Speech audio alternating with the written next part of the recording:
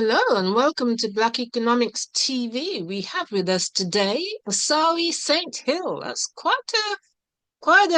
an important name. It makes you sound quite royal, I've got to say. Saint Hill. What Well, what country is your family from? my father's name comes is from Barbados. My mom's from Oh, Dominica, so her maiden name was Blah. And actually, we could be in big league because I don't know if you know who was the first congressional woman in America, first woman to run for the presidency. What her name oh, was? yeah, they did a film on her, didn't they? They did a film on her. Yep, Yeah. and her maiden name was Saint Hill, and she was from Barbados. Oh, I see. Well, I'm gonna say So we could it be sounds related. better than Blah. Asari Blah doesn't have the same ring to it, does it? No, it doesn't have the same ring. So yeah, Shirley Chisholm. Shirley, she was born Shirley Saint Hill. So yeah, we All could have right. a Okay. famous cousin there. All right. Fascinating. Okay. Well, welcome, Asari. Now, Great to be here. Asari is a business coach, as you can see from the signage behind him. Good bit of marketing there, Asari, I've got to say. So, please describe to our audience what you do and estimate how many people you have coached during your lifetime. Yeah, I'll do the second one first. It's probably a difficult one to guess, but it must be hundreds of businesses. I mean, from because business coaching is an interesting thing. I'll give an analogy in a minute, but when you coach people, it can be anything from a one-off session where you work with somebody for a few hours and you take them through business strategies and goal setting and stuff like that, and then they say, "That's great, thank you. You've given me clarity," and that's it. To the other Mm, extreme, where I've worked with somebody for 10 years, over 10 years, where you're coaching them on a regular basis, seeing them mm, on a weekly basis or every couple of weeks, something like that, but over a long, long, many years. So in between, you think about the amount of people, and people have come to my webinars and seen my presentations and stuff like that. So it's hundreds, I would say, hundreds and hundreds of people that I would have seen over that time. okay. And tell us about your coaching. What do you actually do in it? Yeah, so it's a bit like the easiest one to get because it's like selling the invisible. We call it coaching. People say, "Well, what is it?" And you say, "Well, imagine you had a sports coach and you said, right, the first place to start is what do you want to achieve?" So if you went to a gym and you said, "Look, could you coach me on, personal fitness, whatever?" You have to ask them, "What is it you want? What do you want to achieve? Do you want to lose weight? Do you want to put on weight? Do you want to get stronger, faster? What?" So with business coaching, it's very similar. You start with, "Well, what do you want?" But actually, we go back a step slightly and say, what do you want for your personal life? And people sometimes look at me and go, why are you asking me about that? And I say, because I don't know what sort of business you need to develop, not just money, but also lifestyle, unless I know what you want as a person. So if you say, I want to earn £1 million, that's a big difference to somebody who says, I just want to earn 10,000 as extra money for just on top of my salary, or I Mm, just want to retire in a few months' time, or I'm 20 years old, I want a whole life, I want to become a multimillionaire. So there's so many different personal goals that people want, but also lifestyle. You get one person who says, "Look, I'm young, I live with my parents, I can work long hours, there's no consequence, I'm up for it." And another person who's saying their wife is telling them, "Look, if you don't start coming home early and be part of the family, I'm going to leave you because this business is taking your life over. You're working all day. We don't go on holiday. We don't have time together." So if you don't get that perspective, you're missing out on a big part of what they need. And once we've mm, done that bit, I can then say, right, what do you want to do with your business? What's your ideas? What you're thinking? What has worked well so far? And then we can really set out a plan to say, right, here's some goals. And then I can coach them against the goals that we've agreed, whatever goals it is you want to achieve in your life and for the business. Because sometimes people underestimate. They say they want things and then they say, "I'm happy to earn 50,000 a year." And you say, "Yeah, but the house you want alone, 50,000 a year is not going to be enough. So you're going to need mm. to earn more." And also they forget tax. So you say 50,000, but after tax, you might only take home 30. So Exactly. you're nowhere near where you need to earn. And it kind of makes them rethink it a bit. That's very true. So really, it sounds like you do a little bit of life coaching first. You find out about the whole person, and then you get down to business. Absolutely. And it's important because sometimes people have lost their mojo a bit. Like they're just not in love with the business anymore. It's got them bogged down. Business can be Mm, really tough. And you Mm, can't always tell somebody what you're feeling because your partner or your wife or husband may be the person who said, don't do it. Now, mm, to go back to them after a few years and say, I'm struggling and I'm finding it difficult, they're the person who might turn around and put your nose in it and say, I told you not to do it. It was a stupid idea in the first place. So you're kind of a bit lonely. You can't tell mm, staff because they might think, oh my God, my job's going to go because the business is falling under. So sometimes mm, you're just totally isolated. You don't know who to turn to. So quite often as mm, a coach, you learn things that they haven't told anybody else, that they're under mm, stress or they're really struggling with their personal life or whatever because they don't want to come home and tell their partner certain things.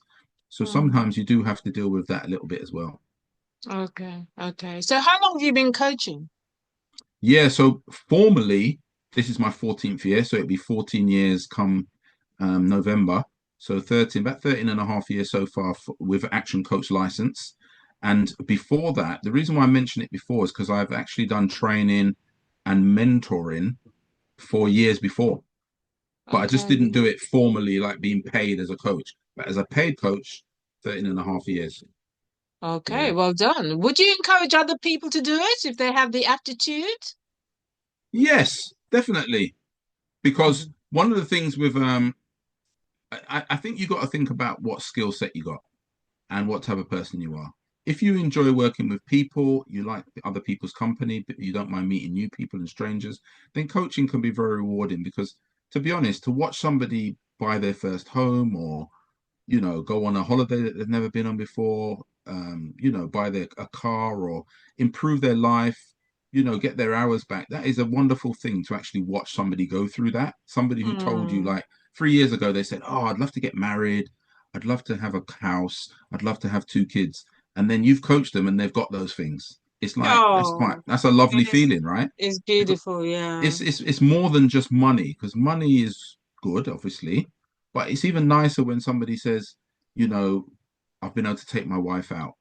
I took her, we went shopping, or we just booked our first holiday for 3 years, or something like that. That's a really lovely feeling. So Mm. that's why you get so much joy out of being a coach. You just love to see the benefits that people get from Oh, coaching.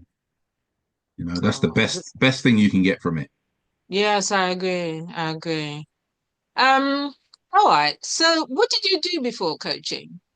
Yeah, it's an interesting journey because I spent 25 years in the public service. It's quite interesting because Oh, when I started coaching, I never told anybody because there's so much prejudice against the public service. So if I said I've never worked in the private sector, they'll go, "What?"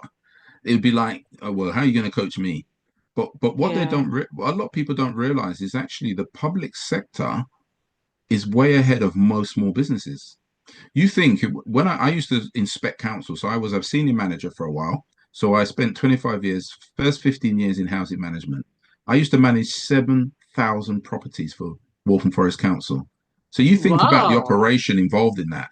The finance you're responsible for was about £40 million, plus staffing, caretakers, office staff, maintenance, repairs, collecting rent. It's a big operation, right?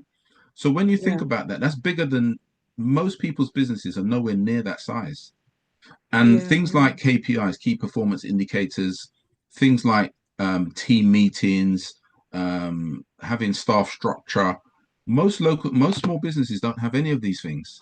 So when they're laughing at local government saying, "Oh, it's so inefficient, it's badly run, this and that," a lot of it is stereotyping because actually, the public sector, to run it effectively, you actually need to be pretty well organized and know what you're doing. And there's a lot of, yeah, don't forget, the public sector's a lot of accountability, right? If something goes wrong, it's all over the news. Everybody's watching you. If you run a private company, probably nobody outside your clients even knows you exist. They don't know much about you, right? Unless you run a restaurant or a public facing business. So nobody's going to bother you if something happens in your business. It's not going to be on the news tonight. But if Waltham Forest Council do something wrong, it's all over the news. mm, So my career, I learned a lot about managing people, handling people, coaching and supporting people. And then for the last 11 years, I was actually inspecting councils. So I was actually scrutinizing, reviewing performance across a range of services, which gave you a great insight as to how organizations are run. But to be honest, Dawn, I always thought I'd be a public sector consultant. That was my assumption because I thought that's where my experience is. That's what I'll do. But guess what? I was made redundant in 2011, and that was just after that big recession. So it was a very difficult time. And it was Yeah. so unpopular. Anybody that said there was a consultant, the government was trashing anybody who wanted to work in the public service. So luckily for me, Action Coach was a franchise that approached me back in 2008, and I knew about them then. And they said it's not a business, it's not a job, it's a business opportunity. And luckily, after redundancy, I went back to them, spoke to them, and I decided to take a franchise out. So I actually Oh, ended up wow. in the private sector. But there were so many things in the public sector that I had learned that you could implement in the actual private sector. But if you told people, they would probably they didn't respect you. So I just didn't mention it. Okay, okay, fair enough. And do you have any other offshoot businesses now, apart from coaching? Yeah, well, apart from the coaching, the main other thing well, there's two other elements. So it's all under the same business name because although Action Coach is the brand, my company is called Just Leverage, so I can trade under and do anything under that name really in terms of my invoices, right? Mm. So two other things I do. I do a lot of work around equality and diversity. So I do a Oh, lot of wow. training, assessments, and training and coaching of senior leaders around the whole equality and diversity area. So it's something I'm very passionate about. I have a very pragmatic view of it, and it's interesting. The recent ruling about gender is very, very relevant as well because I've been advocating this sort of thing for years, and now the Supreme Court has now made it clear what the law was about. Mm, And then the other thing I've done is I've launched a Black Business Club. So I've mm, launched a Black Business Club because again, working with so many Black businesses, which is not as different as people think, because people say mm, Black businesses are this, Black businesses are that. Well, most small businesses are very small, maybe no employees to very few employees. And most people who start a business are not trained in business. I mean, if you mm, start a hairdresser's or a plumber or you open a shop, most people have no training in this. And mm, particularly in our community where we don't really have a history of business, you mm, know, obviously we were enslaved people. So in Africa, we were colonized, and in the Caribbean, we don't have a big legacy of business owners. I mean, how many of us in our family have business like grandparents and that were in business? So it is relatively new to us, where in some communities it's been there for generations. So for us, it's new. So I wanted to help Black businesses more and found it quite difficult to know what position, what package, or how would I make it work. So I just decided to do something that was very low cost, that could maximize the number of people who could just work together and help each other to do more business. And that's how I developed the Black Business Club. okay, well done. That's very good. Okay, so in terms of the time it took to train to be a coach, um, was it onerous or was something that you could get trained on in your own time? It is tough in Action Coach. When I joined Action Coach, the only way to get training was to go to Vegas for 2 weeks. Oh, I mean, it's wow. not bad, not a bad place to go, but it was expensive. You got to pay for it. So it was a Yeah. lot of money I invested. I invested over £20,000 just in training alone. Wow. So that training was over 10 days. So I was there about 2 weeks in total, but over 10 days solid training. And I'm talking about volleyball 6:30 in the morning. Okay, so you get Oh, up volleyball 6:30 in the morning every day. And what I didn't realize, that's part of the training. So oh, I thought it was just like exercise or something like that, what we doing this for. But because I'm sporty, I thought it was great fun, right? But actually that was part of the training because we would start 6:30 and they taught us affirmations. So before we did oh, the volleyball, the first day they gave us a bit of homework to say, write down 20 affirmations of the type of person you want to be. And before each game, we had to speak about these affirmations, shout them out loud, and actually start to believe in your own ability to become that new person. So that was it. Then the other thing is they played around with the rules. So say one team kept winning, they would change the rules. And then of course everybody else would people would complain and say, why are you changing the rules? And they said, but if you're in business and the government changes the rules, what are you going to do? You have to adapt. So oh, there was lots yeah. of lessons in the volleyball that we didn't really think about how do you work with other people? How do you coach another team member to be better at the game? Mm, None of us knew how to play volleyball. I mean, it wasn't a game that we're familiar with. So we had to learn as we did it. And Mm. luckily, we actually won. Our team actually won. We won $100 each, which is pretty cool. Ooh, But the training is literally back in the hotel, quick shower, go to breakfast, in the room at 9, and you're still there at 10 at night. So we're talking wow. 12, 13 That's hour that's a days. real boot camp. Yeah, there's no, you're going to go in Vegas and go around in the town and go out for the night, and that's not going to Yeah. happen. Because by the time you finished at 10, you're just ready to sleep and get up again in the morning because you've got to be up at 6:30 for the volleyball. Um, Yeah. so Wow. That it was includes intensive. meals. Everything was included, meals and everything. So you didn't Yeah. need to go anywhere or buy anything. It's all included. You all do it as a team. It was a phenomenal experience. I thought it was a phenomenal experience. Blew my mind with all sorts of thinking. One thing, Dawn, I didn't realize. A lot of us don't realize we have an issue with money. We had a Oh, whole section on money. What do you think of money? really? And it wasn't until that moment that I realized that all my ambition was is just replace my income. I had a very, very limited beliefs around money. I used to think having money was a dirty word, it's all bad people. You know what they say in the Bible, and places like that. Not that I'm that religious, but all these sayings about people who've got money are bad and all this sort of thing. And there are a lot of people with money who don't do good things. They don't pay taxes and whatever. But you don't realize that you have hang-ups. You could have hang-ups about money and actually feel bad to charge a certain fee, or you don't want to earn too much money and all this sort of thing. You feel all these stuff in your head. So they actually did a whole section on this to try and get us to think about that. What is your relationship with money? And that was the first time in my life I raised my ambition in terms of what I wanted to earn. I Good, was very, good. very basic. Just replace my income. That's all I had as an ambition. And can I ask that target that you had that time, have At you that time, surpassed I was it? earning about 70,000 a year. So it was a high paid job in 2011, right? 2011, 2012. That was a high paid job at the time, about Yeah. 70 odd thousand a year. For me to replace that seemed fantastic because to me, that was a great salary. But you soon realize the potential of coaching to earn even, much more than that if you want to, or if you can, it's possible. So did So you reach your target? I did. I've reached my target and I Fantastic. did it again last year, but I've got a new target now. So it's double more than double what I Fantastic. earned before. So let's see if I can reach that target. Oh, brilliant, brilliant. Okay.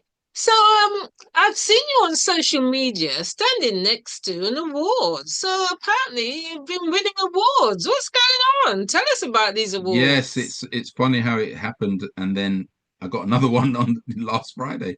But Wow. about 2 weeks ago, we in April every year, Action Coach has an annual conference. I mean, around the world, this is a global organization, but in the region, our region is Europe, Middle East, and Africa. So there's a number of coaches around that region. Most are in Europe. So, there's not as many in the Middle East or in Africa, but there are some. There are coaches in Africa, parts of Africa, and there's coaches in some other places, but mainly in the UK, where the biggest is the UK. So the conference tends to be in the UK, and at that conference, we spend the whole day getting coaching, advice, and support. And Brad, the owner, he speaks to us as well. But then at the end, we have coach awards, and they have different awards. And one of them was Executive Coach of the Year, and my name came up. So I'm now the Executive Coach of the Year 2025 for the whole of Europe, Middle East, and Oh, Africa. wow. So phenomenal. Congratulations. Thank you. So that was a phenomenal thing, particularly as I want to do more work in Africa. To actually have an award that includes Africa is really good for me. So that was fantastic. And then on Friday, I'm in BNI, which is a business networking international. I've been in BNI for the same time I've been in business. And BNI is a business network. It's like networking on steroids. I mean, the Hmm. commitment is huge. You have to come every week, you have to bring referrals. There's a lot of work to do. And in March, across the region, again, this is a region of 4 areas in the UK. Um, they gave me networker of the month or whatever it was for all the work I had done in that. So that was a bit surprise as well. So that was nice. So I thought, yeah, I should enter the lottery, isn't it? I could be on a roll here, but Yeah, you could be. Well done. so yeah, I'm really pleased about that. It's Ah, massive. good for you. Good for you. All right. So when you decided to coach, did you delay? Did you procrastinate? Or did you plan everything first? Because you said you were made redundant and then you thought about Action Coach. Did you contact them straight away, or were you waiting a few months or even years before you Well, made the move? there was two different stages. The first time they had contact with me was after I'd done an MBA. So I did a master's in business administration at Aston Okay. University, which was pretty brilliant as well because I never had a degree. All the Oh, years I studied, I had an O levels and A levels, shows how old I am, but I had O levels and A levels, but I never went to university. I wanted to go and work. So I never went to university. So, and I was working with all these people who had degrees, and I always felt a little bit inadequate. oh, It's like, I don't know if anybody remembers the Wizard of Oz film with the straw yes, man, yes.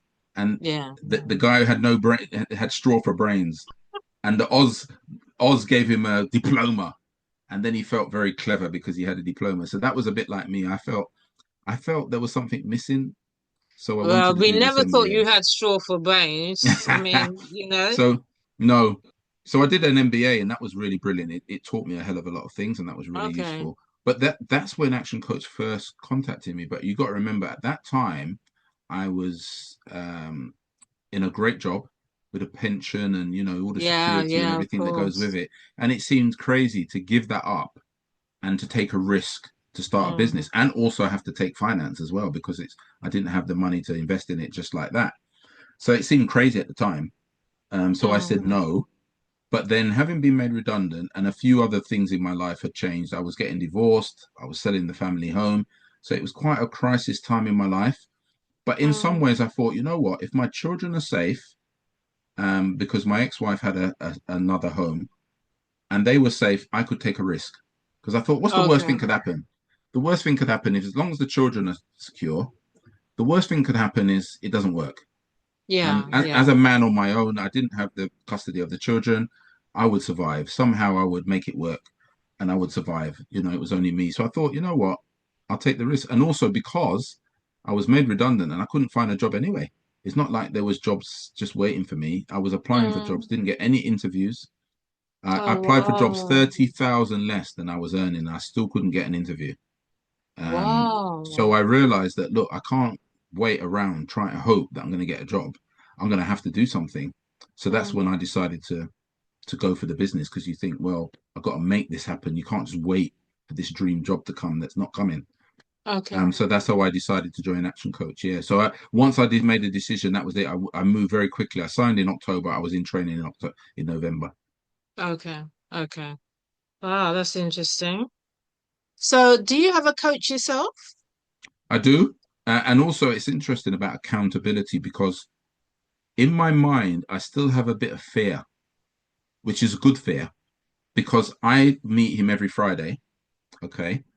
Somebody who's accountable that talks about my marketing and stuff like that. And that little bit of knowing I've got to feed back how I perform does make me feel pressure during the week to do stuff. I'm always thinking, what am I going to tell Dan? What am I going to say to him on a Friday? I don't want to go there on a Friday and say I haven't done it.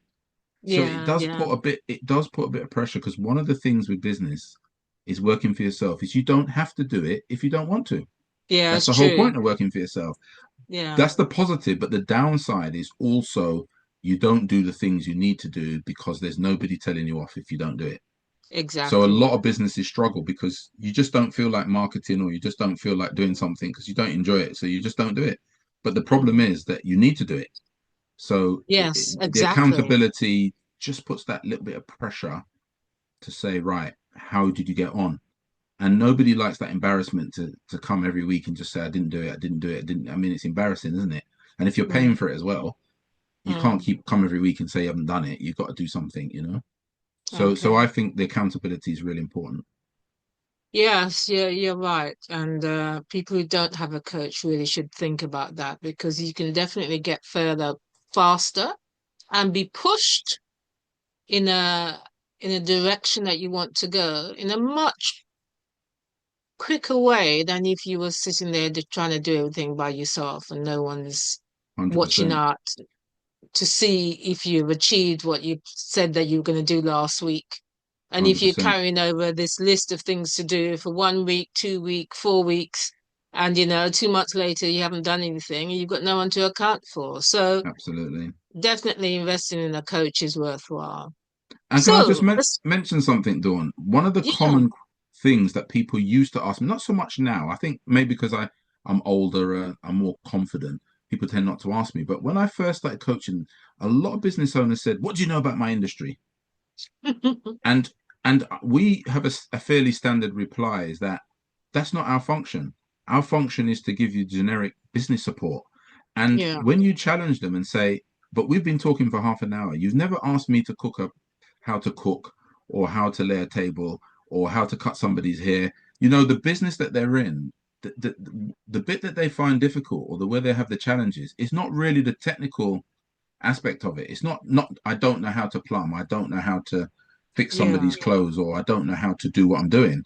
The problem is the business side. So when you say to a restaurant owner, for example, what are you struggling with? They don't say, I don't know how to cook. What they say is there's not enough customers coming in the restaurant. I don't know how to, the staff don't work as well as I want them to. I can't seem to recruit the right people, or I don't know how to make it consistent. When I'm not there, the staff don't do it right. That's the things they're struggling with. I don't know the yeah, cash flow. I've worked so yes, hard. I don't know where the money's going. They're all generic yeah, business issues. It's not really, nobody comes to me and says, can you help me to do the technical bit of what they're doing? I mean, that's a technical expert, right? But that's not the bit they struggle with. The bit they struggle with is making the business work. yes, exactly. Okay, so let's go back a bit. Tell us about your background, your early life, your education, and Yeah, I mean, I've had an interesting journey. I mean, I'm not one of these people who says, "Oh, if I didn't do that, I would have ended up in jail." I'm not one of them stories. I've had a very lucky, you maybe you say lucky, but very good background. I'm one of these people that always moan about black films and say, why is it that we always got to show somebody lives in the ghetto and then they come out of it? No, we don't all live in ghettos. We don't it's all true. live in some council estate. Some of us just lived in an ordinary road. Yeah, we might have been in a working class area. I grew up in Harlesden, northwest London, and it was Oh, a very working class community. My parents owned their own homes, but their own home when I was young. I did grow up with both my parents.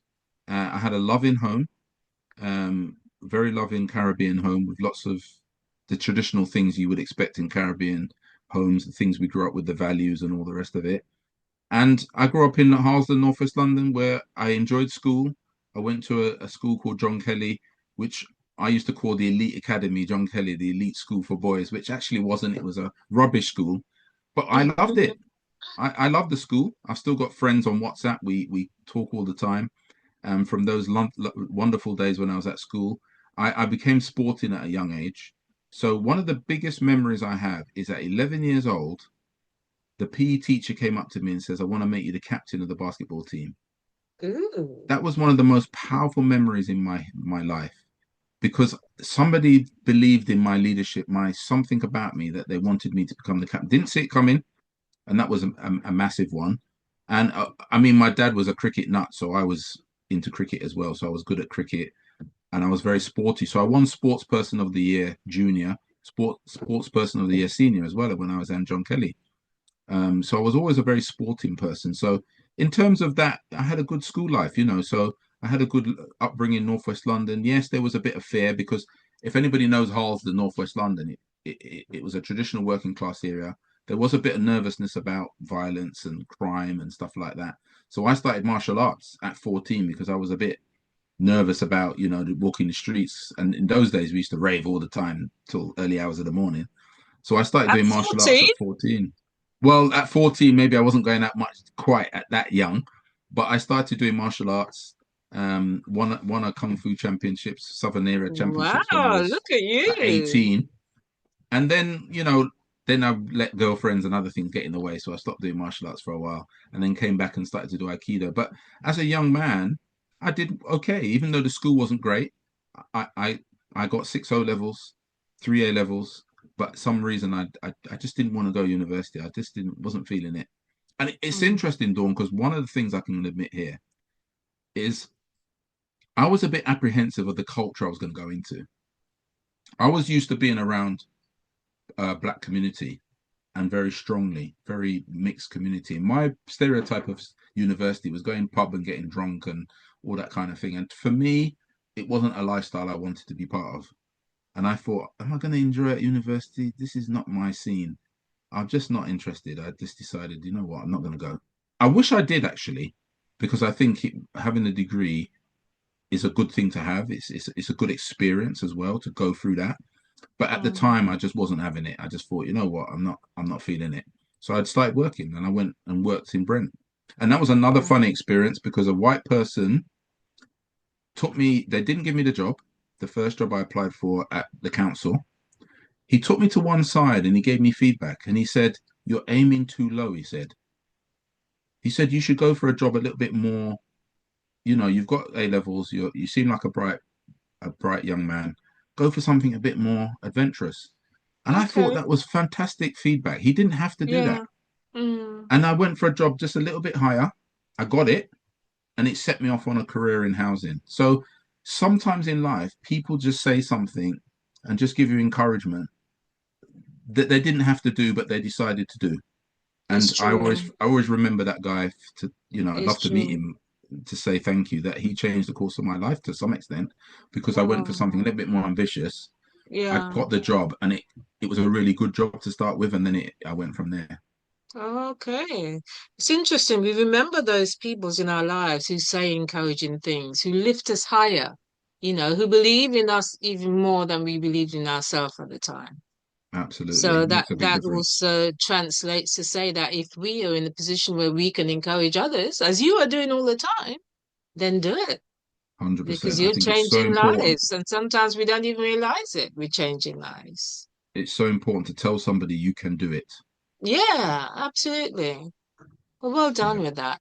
What's the thank you. landscape for black coaches? Do you know other successful black coaches? Yes, there's a few out there. The funny thing though is that there's not as many as I thought, or maybe I don't know enough of them. But sometimes I come across the odd person, like somebody I'm coaching mentions. Like last week, I was doing some work with a new client, and she mentioned three coaches I've never heard of that seem to be doing quite well and have got quite a presence on social media. As many as I thought. I think most of the black coaches I've come across are women, Yeah, predominantly women. There's a few black male coaches, but I don't meet that many. Most of the yeah. women coaches are life coaches. Some of them are business coaches as well. Mm, But life coaching tends to be the bit more of a thing now, important about people who are in jobs who want to change their lives. Maybe they're bogged down with, maybe they're with the wrong partner or they're in a career that they're stuck or something like that. That tends to be a lot of the coaches I meet. But there are some business coaches out there as well, which is good. There's only one other black person I know of in Action Coach in the UK, but there are others around the world. I mean, I've met coaches from Jamaica and Action Coaches in Guyana and places like that. I mean, so there mm. are other black coaches in the Action Coach network, but not so many of us in the UK. Well, I tell you what, Action Coach seems to be the creme de la creme of coaches. It is the number one business coaching firm in the world, and Wow. there's no firm close to us in terms of size and in terms of the what we've achieved in awards and everything. I mean, Action Coach UK, for example, wins the franchise award for the last 10 years straight for that category of business. So it is a successful coaching organization that's got phenomenal results. And we put Mm. on that massive conference every year, what we call BizX, in April every year with over 1,000 business owners and world class speakers. So it is a phenomenal organization. Okay, great. Well done. So, have you written any books? Not yet. I'm in the process of writing a couple of books. One's on equality and diversity, given a different perspective. It's actually the title may be something like "People Are Strange" or something like that, to show that people have loads of beliefs that are not necessarily based on any facts at all. Yes, People yeah. have all sorts of beliefs and ideologies, and I've actually shifted over the years. I'm not ideological anymore. I think ideologies are fine. I have no issue with ideologies, but I think I see them more as methodologies, ways of understanding the world, rather than sticking rigidly to a set of views, regardless of what circumstances in front of me. So I believe you can adapt, and I think the world has demonstrated that the world adapts, and people have done different things. We've got lots of post-colonial histories that have changed. So yeah, so I'm very much more open-minded about things like that. And so the two books, as I said, one on equality and diversity. I want to show people a practical way of implementing growth in other people. Because what's the point of equality and diversity? Yeah, there's a moral argument, but I want to write a book on the business case. What's the business case with evidence from researched evidence from other authors and other researchers to demonstrate the benefits of having diversity in organizations. And the second one is I want to write a book on myths. I think there's a lot of Mm, myths in business that people hold on to them, and it's fine because I've learned as I get older, everybody, whatever you believe is what you believe. I'm not gonna mm, I'm not gonna argue with people what they believe, but I try to give you another perspective. I'll mm, give you a simple example. One of the beliefs people have is I'm not a morning person. That's a belief that people hold. Okay. Now, the reason why I say it's a belief is because when people have something in their lives that's important, like going on holiday, or they need to study for an exam, or they have a baby, suddenly mornings becomes more of a routine and suddenly you can do mornings, right? So it's all about your mindset. A lot of things yeah. it's just in your head, and if you can deal with people's thinking, you can change their behavior. But it's not easy. You can't necessarily change it by just telling them to change. Just telling somebody that they're wrong doesn't work. You have to show them by listening to them and giving them other perspectives why they could be a different perspective. And business is very much like that because if a business owner doesn't do something, it's not normally because they don't know. It's two things: either they don't know how, which is easy to solve, but the more important reason they're not doing it is because they don't want to. Something's Mm, stopping them. It's like mhm, picking up the phone. If picking up the phone and ringing people will get you more clients, but a lot of people won't do it because they're scared of rejection. They don't want mm, to ring people because they might bang down the phone or they think they're going to abuse them, or people don't like the pain of somebody saying I'm not interested. So people will make a few calls, three or four, and then you give up because you don't enjoy it. So mm, how do you get somebody to do something that they don't enjoy or they're not looking forward to, but it's good for them? So you have to work with them to try and to get them to have that mindset where they will give it a try and they'll give it a go. And it's funny how things get easier when you get better. It just is. So yeah. Okay. Now, can you tell me a couple of times in your life where you've been under a lot of stress, huge amount of problems, and somehow resilience and clever thinking got you through? Give me some yeah, examples. there's two biggest ones. One was 20 between 2011 and 2012 because going from somebody who was successful, owned two homes, well, you could say owned three homes with my wife. We owned three or four homes because we had a property abroad, a property Walthamstow, a property in Chingford, and a property up north between the two of us. And then going from that to losing my job and getting divorced, selling the family home, and my mum passed away in 2012 as well. So Oh, just wow. before, just before I sold the family home, which was in August 2012, my mum passed away in July. So if you Mm, think of all those things happening in your life, that's enough to push most people over the edge. But I'm a person that's very philosophical about life. My mum was had cancer. She was 78 when she passed. She was ill for a long period of time. She took me aside 10 years before and said, "This is what I want. I want you to be my what do you call it? I forgot what you call it when you're the person who does the will. I forgot what you call it now. executor. Executor. Ex- Yeah, she wanted me to be the executor, which was a bit of a surprise because I am the youngest. But she wanted me to do it because she knows the sort of person I am. I was going to do it to the letter. What she asked me to do is what I'm going to do. So I wrote it all down. I put it somewhere safe. My mum was alive for another 10 years. And when she passed, I went and found that piece of paper and I implemented what she told me to the letter. So that was a challenging time, of course, because that's a massive upheaval. Not only you're breaking up the family because it's a big decision to walk away from a marriage when you've got children. When you haven't got children, it's probably I'm sure it's painful for people, but it's not the same if you don't have children. It's much easier because it's just two of you. But when you got yeah. children, you got all the heartache of what's going to happen to them. Will it affect them badly? All those things. It was a big decision to make, and then to not have a job. So you haven't even got that to fall back on. That at least you got the security of income. So now you're on your own, and you haven't got an income that's guaranteed, and now you've got to rent a property or whatever to get yourself going. So that was a big one.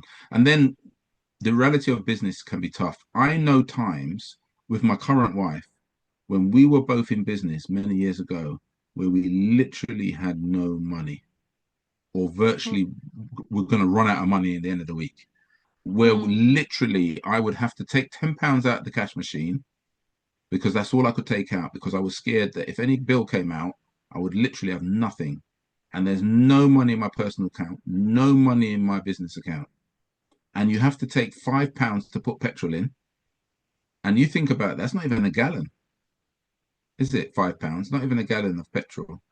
And then with the other £5, you keep it so you got something to spend. So those were really the toughest times I've gone through. Those 2 times are really tough. You can get through that and get through anything, and you just have to tighten your belt, change what your habits, change what you're doing, and move on. That's basically how it works, you know. So we reassessed everything. We looked at all our costs. We wrote all our costs down, got rid of all subscriptions we didn't need. Do we need the gym? Do we need this? Do we need our magazine? Whatever. Get rid of everything you don't need. And literally, Yeah, we started shopping with like 20, 30 quid. yeah, And if we had to count the shopping basket to make sure you didn't go over the £30 because we literally there was no more money.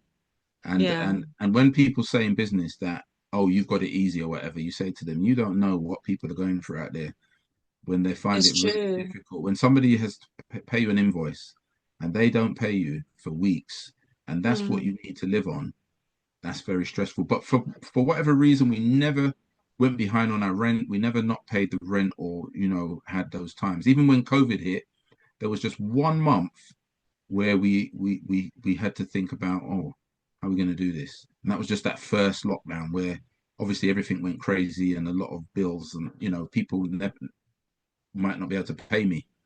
And funny enough, BNI saved me because that year I earned £40,000 from BNI alone, and it Oh, saved my wow. business. In 2020, that first lockdown, I thought that was it because Mm. this is not businesses failing. This is the government saying you cannot open your business. You have Yes, to yes. close. So Mm. I'm thinking this is disaster because if business owners have no money, it doesn't matter whether they like me or not, they cannot pay because they Yeah. literally have no money. So I thought that was it. That was going to be wipeout. And literally BNI saved my business because BNI went online and we managed to keep doing it. And the referrals and the work I got from BNI kept me going for that year. Okay, Um, fantastic. Fantastic. Yeah, you've mentioned some very big areas there where people have very stressful times. Yeah, losing a job, losing a marriage, and being in business and having little or no money coming in. Very, very big areas. So thank you for sharing on that. And you were resilient. You stuck through it. you got to Well keep done. going. You got to keep Yes. going. What I say, 80% of businesses don't get to year 5. Yeah, that's right. So if people want to contact you because they want to be coached by you, how do they contact you? Yep, the best way to get hold of me is I assume most people have smartphones. So if you Google my name, Asari Saint Hill, if you Google that name, my main business websites will come up straight away. You'll get me on LinkedIn. LinkedIn has my phone number on there, my email. My website has my phone number, my email. So contacting me is very easy. If you want to find me, Facebook and LinkedIn is my main social media sites that I use, but also my website for Action Coach. And I have asarisainthill.com is my own site that I do all my speaking engagements and equality and diversity work and all that's on there. And the Black Business Club, of course, you can find me on there as well. But you might not get that through my name. You might have to Google that separately, and you get me on there as well. So Yeah, easy to find me. we will put the links underneath as well, but it's good for you to say that so it registers in people's minds. And of course, your name, Asari Saint Hill. There's probably nobody else in the whole world called I've not met Asari Saint anybody Hill. else, not found anyone with the same name, so that makes it a bit easier because Yeah, yeah. sometimes As you I look said, at it's somebody's name and three or four or five or a lot of names come up and you yes, think, yes, well, exactly. which one's the right one? I'm not sure. So it does help. Yeah, well, good for you. And what's the cost to be coached by you? Yeah, so anything from £100 a month to a couple £1,000 a month. Basically, coaching could be anything from a book, literally, or free. free stuff. I give some free advice sometimes, but the first one is Profit Club Plus. I'm launching actually in the next few weeks. Actually, I'll be launching it this week, which basically gives people an opportunity to get support in a group. So one Mm-hmm. of the things is to make it affordable. If I can get a group of people together and meet with me every week online, so it saves me money because it's online. It saves them money because it's a group. So if I get 6 to 12 people in a group for £100 a month, that's very affordable for the individuals, but Mm-hmm. it's a good income for me to support them to do coaching with them every week and then help them with their planning and accountability and all the rest of it. So Brilliant. that's where it starts. And then obviously bigger businesses. I mean, one of my clients has a business of 3 million. So of Okay. course, a £3 million business, they can afford to be coached directly by me. They'll Yeah. pay 1 to 1, and it's just them. They Yes. don't want to be in a group with others. They want to be just focused on them. Yeah. Yeah. So that varies, yeah. So it could be much more expensive if you're one on one. Okay. Wonderful. Well, thank you for your time, Pleasure. Asawi. Well done with what you do. Please continue on the up, and I'm sure we'll talk again when your books come out. Absolutely. Well, thanks very much, Dawn, for having me. What year are you planning for the books to come out? Is that The this first year book or should be next year? launched. The first book I intend to do this year, and the next book next year. Okay. We'll speak again then. Thank you for what you do. You take care. Brilliant. Thank you.